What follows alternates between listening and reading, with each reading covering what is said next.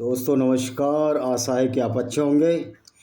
जो समाजवादी पार्टी के नेता अबू आजमी ने जो बोला है और जो तबरेज़ राणा ने बोला है आज कि अगर मुसलमान तलवार के दम पर आ जाते तो हिंदू बचता ही ना, तो तबरेज़ राणा तुम मूर्ख हो और मूर्ख ही रहोगे कि तुम ऐसी एक आइडियोलॉजी को फॉलो कर रहे हो जो कि मूर्खता से भरी हुई है, जिसको कि इस्लाम कहते हैं।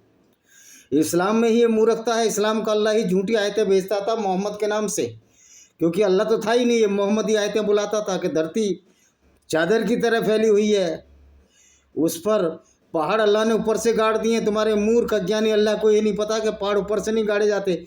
पहाड़ तो धरती की जब टेक्टोनिक प्लेटें टकराती हैं तो उससे बनते हैं। तो ये मूर्खता अज्ञानता है। अरे मुगल साम्राज्य था ही कहाँ। मुगल साम्राज्य तो खत्म हो चुका था। औरंगजेब तो 27 साल दक्षिण में मराठों से लड़ता रहा और वीर मराठों ने औरंगजेब की कब्र खोद दी। और फिर ऐसी आइडियोलॉजी 1400 साल सरवाइव कर गई। ये देखने वाली बात है। ये मूर्खता का पैमाना है। और वैसे भी औरंगजेब तो कुरान के हिसाब से वो मुसलमान ही नहीं था। अगर मुसलमान था वो तो नरक में जाएगा, वो तो जहन्नुमी है। क्योंकि कुरान का चैप्टर अन-निसा आयत नंबर 92 क्या कहती है, सुनिए। और जो शख्स किसी मोमिन को जानबूझकर मार डाले, गुलाम की आज़ादी वगैरह उसका कुफ्फारा नहीं बल्कि उसकी सदा दोज़ख है और वह उसमें हमेशा रहेगा। उस पर खुदा ने अपना गजब ढाया है। यानी कि जो किसी मुसलमान को जानबूझकर मार डाले। अब जो दारा सिको था वो तो इसका भाई था, क्योंकि कहते हैं कि वो शिया था। हुमायूं भी शिया था, लेकिन शिया भी तो मुसलमान होते हैं। उसको मारा तो ये तो इस अन-निसा की आयत नंबर 92 के हिसाब से मोहम्मद तो ये औरंगजेब तो नरक में जाएगा। ये तो नरकवासी है, तो जन्नती नहीं है, तो जहन्नुम में जाएगा। 93 आयत इसकी क्या कहती है? और ये उसकी सजा दोज़ख है, वह उसमें हमेशा रहेगा। उस पर खुदा ने अपना गजब ढाया है और उस पर लानत है कि उसके लिए बड़ा सख्त अजाब तैयार है। और उसके लिए लानत है। सख्त अजाब माने बहुत विपत्ति आने वाली है। तो औरंगजेब तो जन्नती है ही नहीं, तो जहन्नुमी है, नरक में, नरक का वासी है। 93 आयत क्या कहती है? ए ईमानदारों यानी मुसलमानों, जब तुम खुदा की राह में जिहाद करने में सफ़र करो तो किसी के कत्ल करने में जल्दी ना करो, बल्कि अच्छी तरह जांच लिया करो। जो शख्स इजहार इस्लाम की गरज से तुम्हें सलाम करे तो तुम बेसोचे समझे न कह दिया करो तो ईमानदार नहीं। इससे जाहिर होता है कि तुम दुनियावी आसाइश की असासे मतलब माल वेल्थ की तमन्ना रखते हो, मगर इसी बहाने कत्ल करके लूट लो और ये नहीं समझते। अगर यही है तो खुदा के यहाँ बहुत सी गनीमत हैं। मुसलमानों में पहले तुम भी खुद भी ऐसे थे, फिर खुदा ने तुम पर एहसान किया कि बेखटके मुसलमान हो गए। गरज खूब छान भर कर लिया करो, बेशक खुदा तुम्हारे हर काम से खबरदार है। अब यह आयत क्या कहती है, देखो शुरू करते हैं। किसी के कत्ल करने से पहले जब लोगों को कत्ल करने के लिए पहुंचो तो अच्छी तरह जांच परख लिया करो कि कोई मुसलमान तो कत्ल ना हो जाए तुम्हारे लिए, नहीं तो तुम दोजख की आग में जलोगे। इसलिए अगर तुमने किसी मुसलमान को कत्ल कर दिया मुसलमान होने से, तो ये लगेगा कि तुम लालची हो और दुनिया की माल की आशा रखते हो। और ये आशा तो मोहम्मद भी रखता था। मोहम्मद भी पूरी ज़िंदगी काफिले लूटता रहा, औरतों को लूटता रहा, अपने काम पे पासा और धन लिप्सा की पूर्ति करता रहा। तो जब इनका पैगंबर ही ऐसा है तो औरंगजेब भी क्यों ना ऐसा हो। लेकिन औरंगजेब जिसको सच्चा मुसलमान कहते हैं इस्लाम के अनुसार, तो वो जहन्नुमी है, वो मुसलमान ही नहीं है। क्योंकि साफ साफ लिखा है किसी मुसलमान को कत्ल करोगे तो जहन्नुम नरक की आग में जलोगे। 95वीं आयत क्या कहती है अल-निसा की? 93 हो गई, हाँ 94। माजूर लोगों के सिवा जिहाद से मुंह छिपाकर घर बैठने वाले और खुदा की राह में अपने जान माल से जिहाद करने वाले हरगिज़ बराबर नहीं है। कि जो माजूर लोग हैं, जो जिहाद के मुंह में घर छिपा देते हैं और नहीं जाते, वो मुसलमान नहीं है। मुसलमान कौन है? जो कत्ल करे, बल्कि अपने जान माल से जिहाद करने वालों को घर रहते बांधने पर खुदा ने दर्जे के बराबर बड़ी फजीलियत दी है। फजीलियत माने उस पर वरीयता दी है, उस पर प्रेफरेंस दिया है कि जो गुंडागर्दी करेगा, गैर मुस्लिमों को कत्ल करेगा, अल्लाह ने बड़ी फजलियत दी है। अल्लाह ने अगरचे खुदा ने अल्लाह ने देखिए इतने चालाक हैं ये मौलवी, अल्लाह का तजुर्बा खुदा करते हैं, जबकि खुदा का मतलब पूरी दुनिया को बनाने वाला, अल्लाह का मतलब है इस्लाम का अल्लाह, जो कि एक नकली अल्लाह है। अगरचे खुदा ने ईमानदारों से ख्वाज याद करें ना करें भलाई का वादा कर दिया है, मगर गाजियों को खाना नसीनों पर अजीम सवाब के एतबार से खुदा ने बहुत बड़ी फजलियत दी है। यानी कि जो गाजी होंगे, जो गैर मुस्लिमों के सिर काटेंगे, उनके लिए खुदा ने अल्लाह ने बड़ी फजलियत दी है, बड़ी सीनियोरिटी दी है। यानी कि किस तरह की गुंडागर्दी है, ये किस तरह का अल्लाह है जो गैर मुस्लिमों के कत्ल पर खुश होता है। यानी उन्हें अपनी तरफ से बड़ी दर्जे बख्शिश रहमत अता फरमाएगा। खुदा तो बड़ा बकसने वाला मेहरबान है, खुदा बड़ा बकसने वाला मेहरबान है। तो अब ये देखा आपने अल निसा की आयत के अनुसार औरंगजेब जहन्नुमी है, नरक की आग में जलेगा। वैसे ही अलग बात है कि जितने भी मुसलमान हैं जो किसी को भी गैर मुस्लिम को मारने के लिए इस्लाम कहता है, सारे के सारे नरक की आग में जलेंगे। और जो तबरेज राणा ने कहा है, अबू आजमी ने अपने भाषण औरंगजेब का गुणगान करके, जो भी औरंगजेब का गुणगान करता है उसने हिंदुओं का अपमान किया है, जाटों का अपमान किया है। और वो भाई जाट जो मुस्लिम हो गए, वो समझो कि आप क्यों मुस्लिम हुए ये आपको समझना पड़ेगा। तो आप एक जाट वीर गोकुला जाट की बात बताते हैं, जिसको गोकुल देव के नाम से भी जाना जाता है। 1 जनवरी 1670 को मृत्यु हो गई। तिलपर क्षेत्र वर्त्यान हरियाणा के एक जमींदार थे, जिन्होंने मुगल क्रूर अत्याचारी औरंगजेब के शासन काल के दौरान हिंदू जमींदारों को मुगल शासन के खिलाफ विद्रोह का नेतृत्व किया था। नेतृत्व क्यों किया था? ये इतना लगान लेता था, इतना जजिया गुंडा टैक्स इसने औरंगजेब ने बरपा दिया था, जिससे कि हिंदू मुसलमान बनते चले जाएं।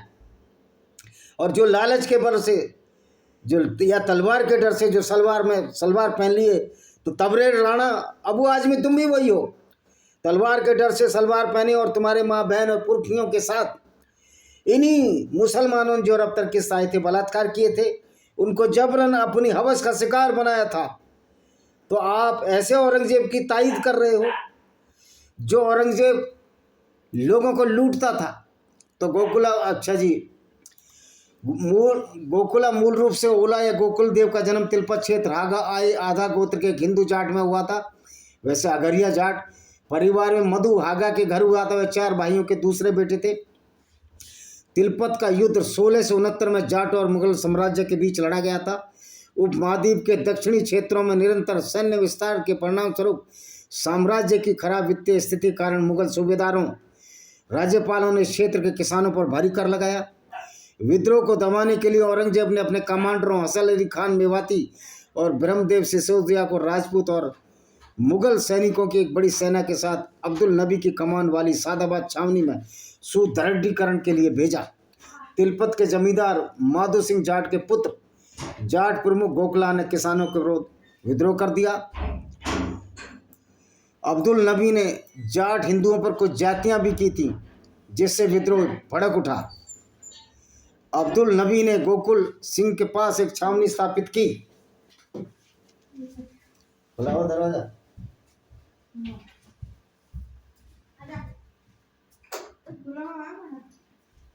ये अब बना रहा हूँ वीडियो, मैंने क्या अभी तुम आने वाली। हाँ जी, सॉरी।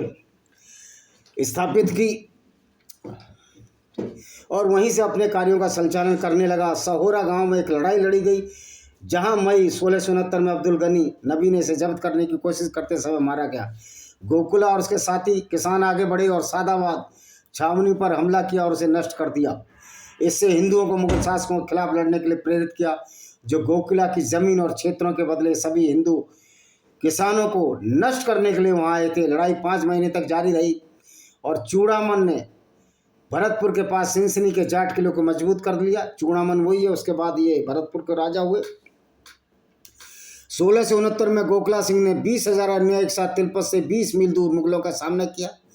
अब्दुल नबी ने उन पर हमला किया। पहले तो वह बढ़त हासिल करता दिखाई दिया, लेकिन लड़ाई के बीच में 12 मई 1669 को वो मारा गया। वे तिलपत की ओर पीछे हट गए, जहाँ हसन अली ने उनका पीछा किया।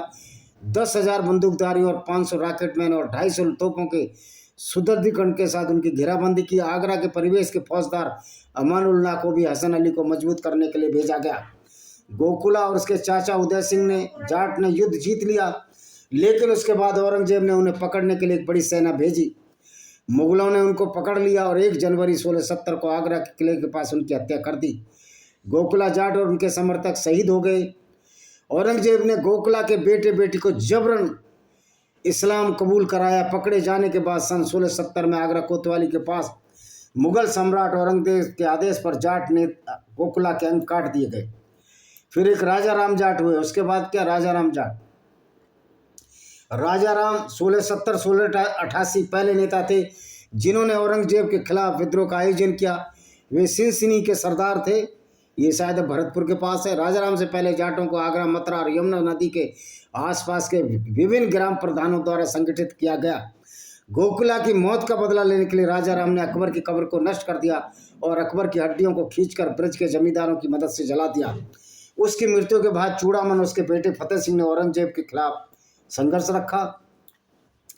सिंसिनी के जाटों के खिलाफ मुगल नवाब खाने बहादुर जफर जंग कोकतास के 2 सैन्य अभियानों में पहले में अंबर राज्य के शासक और मथुरा के फौजदार की सेना उनके साथ शामिल हुई, लेकिन तीनों संयुक्त सेनाओं को राजा राम के नेतृत्व में जाटों ने हरा दिया।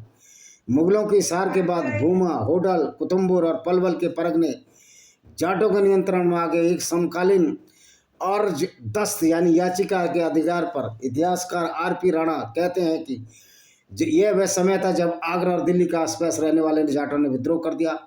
यह इन जाटों का सक्रिय समर्थन था। जाटों के खिलाफ दूसरे अभियान में नवाब जहां ने सोंगर में रामचार के किले को घेर लिया। नवाब ने किले पर सफलतापूर्वक कब्जा कर लिया और जाट पक्ष की ओर से रामचार भी हताहत हुए, मारे गए। नवाब ने अगला निशाना सिंसिनी को बनाया, लेकिन राजा राम द्वारा सिंसिनी के पास एक युद्ध में उसे हराने के बाद मथुरा वापस लौटना पड़ा। इस युद्ध में अंबर के कई प्रमुख राजपूत सरदार भी मारे गए जो मुगलों की तरफ से लड़ रहे थे। राजपूतों ने तो हमेशा गद्दारी किया। चाहे जयपुर के राजा सिर्फ राणा प्रताप को छोड़ दो तो ये राजपूत तो गद्दार रही है। कौन जो मुगलों की तरफ से लड़ रहे थे, सारे राजपूतों की बात नहीं कर रहा, जो मुगलों की तरफ से लड़े, जो अपने ही धर्म का विनाश करने पर तुल गए और उन राजपूतों में से बहुत से मुसलमान ही बन गए। यही हाल उन जाटों का भी रहा, यही हाल अहीरों का भी रहा, जो अपने धर्म को खराब करने के लिए मुसलमान बन गए, जिनको आज घोसी कहते हैं। हर जाति जो गद्दार थे मुसलमान बने, तलवार के डर से सलवार जिन्होंने पहनी और वो आज धमकाने आ रहे हैं। तो दोस्तों ये था कहानी किस्सा। तबरेज राणा जो कहता है कि अगर हिंदू तलवार होती तो भाई औरंगजेब की तलवार की तो हरदकुंद हो चुकी थी, उसका तो साम्राज्य ही कुछ नहीं रह गया था। वरना इतने सीधे तो मुसलमान नहीं है ईमान वाले लोग कि किसी गैर मुस्लिम को ये ऐसे ही छोड़ दें। जब काफिरों की तलवार में दम था तो इस्लाम का अल्लाह और इस्लाम और औरंगजेब जैसे और मोहम्मद जैसे हार गए। तो इस तबरेज राणा की, अबू आजमी की क्या औकात है। ये तो तलवार के डर से सलवार पहनने वाले डरपोक और कायर लोग हैं। तो दोस्तों जाटों की वीरता की बात, अगर अबू आजमी औरंगजेब की तारीफ करता है तो कुरान के हिसाब से औरंगजेब जहन्नुमी है। अल-निसा की आयत 92, 93, 94 यही कहती है। चैप्टर कुरान का ही चैप्टर है, वो जहन्नुमी है, वो नरक की आग में जल रहा है और उसकी तारीफ करने वाले भी नरक की आग में जलेंगे। क्योंकि एक मुसलमान का कत्ल अगर दूसरा मुसलमान करता है तो दोजख में जाता है। औरंगजेब ने अपने भाई दारा सिकोह का कत्ल किया था तो वो नरक की आग है, नरक में जाएगा, जहन्नुम में जाएगा। और जो औरंगजेब की तारीफ करने वाले लोग हैं, तबरेज राणा, अबू आसमी, राम पुन्यानी जैसे, राम पुन्यानी तो हिंदू है, जो मुसलमान औरंगजेब की तारीफ करते हैं वो भी सारे जहन्नुम में जाएंगे। कुरान की तो आयत यही कहती है। और ये जाटों का अपमान है अगर अबू आसमी औरंगजेब की वकालत करता है। ये न सिर्फ जाटों का बल्कि ब्राह्मणों का भी अपमान है। ब्राह्मणों को औरंगजेब ने कब्र खोदने के लिए लगाया था और जातियों को भी इसी तरह उनकी औरतों के साथ बलात्कार होते रहे, क्योंकि ये पैगंबर मोहम्मद की सुन्नत है, ये मोहम्मद की सुन्नत है। मोहम्मद ने भी इसी तरह किया था। ये बनु कुरैजा यहूदी कबीले की औरतों को बाजारों में बेच दिया था और सफिया बिन्त हुय्या के साथ उसके पति और पिता को मारकर उसी रात ये उसके साथ बेअदबी की। He slept with her. ये इतना ये लानत और पनौती ऐसे बेशर्मों पर जो इसको ऐसे को अपना पैगंबर मानते हैं, जो लुटेरा था और उसकी तायद करते हैं औरंगजेब जैसे लुटेरे की। इस्लाम को मानने वाला आदमी कोई भी मुसलमान हो, सच्चा मुसलमान है तो वो अच्छा इंसान नहीं हो सकता, क्योंकि इस्लाम में इंसानियत नाम की कोई चीज़ नहीं है सिवाय गैर मुस्लिम के खिलाफ गुंडागर्दी। कुरान एक गुंडागर्दी की किताब है। इस्लाम का इतिहास गुंडागर्दी से, लूटपाट, औरतों से, बलात्कार से भरा पड़ा है। तो इस आइडियोलॉजी के खिलाफ बोलने की हमको जरूरत है। शस्त्र और शास्त्र दोनों तरह से युद्ध लड़ना होगा, और ये सर्तन से जुदा की गीदड़ भभकियों से डरना नहीं होगा, क्योंकि मोहम्मद के भी दांत तोड़ दिए उहद की लड़ाई में और अल्लाह कुछ नहीं कर पाया। ये ऐसा अल्लाह जो ऐसी गंदी आयतें भेजता था गैर मुस्लिम को कत्ल करने की, ऐसे अल्लाह पर लानत है। ऐसे एक नकली अल्लाह और ऐसे पैगंबर पर जिसका इतिहास में जिक्र मिलता लानत है। जो इनका पैगंबर है, जो एक लुटेरा था और बलात्कारी था, लोगों से बलात्कार करवाता था, औरतों को बाजार में बेचता था, उसकी ये तारीफ तबरेज राणा और अबू आजमी कर रहे हैं, तो इनकी मानसिकता समझ सकते हो। अब ये बेचारे क्या करें, इन्होंने तो वही इस्लाम पढ़ा है जो लोगों को गुंडागर्दी सिखाता है। तो इस्लाम एक बहुत बड़ी क्रिमिनोलॉजी विचारधारा और कुरान एक क्रिमिनोलॉजी की किताब है। अगर सुप्रीम कोर्ट में जाओ, कहीं भी जाओ, अब तो मौलाना सामने ही नहीं आते। इनको पता लग गया है कि कुरान का सच क्या है, क्या इनके पैगंबर का सच है, और ये पूरा सिराजा इनका बिखर चुका है। जो लोग ऐसे पैगंबर को अपना आदर्श, ऐसे आदमी को अपना आदर्श और पैगंबर मानते हैं, जो औरतों को भी बाजारों में बेचता था, जो गुलाम खरीदता था, गुलाम बेचता था, एक औरत को गिफ्ट में लेता था, मारी अलकिबत या ईसाई औरत को, और उसके साथ अवैध संबंध बनाकर जिसने जिना किया और अवैध औलाद पैदा दी इब्राहिम, उसको भी ये कहते हैं वो पैगंबर था, कुछ भी कर सकता था। तो आज करके दिखाओ ना पैगंबर के विचारधारा, तुम्हारे मार मार कर पिछवाड़े सुझा दिए जाएंगे। इसी के साथ मैं इस वीडियो को विराम देता हूँ। वंदे मातरम, जय हिंद, आपका दिन शुभ हो।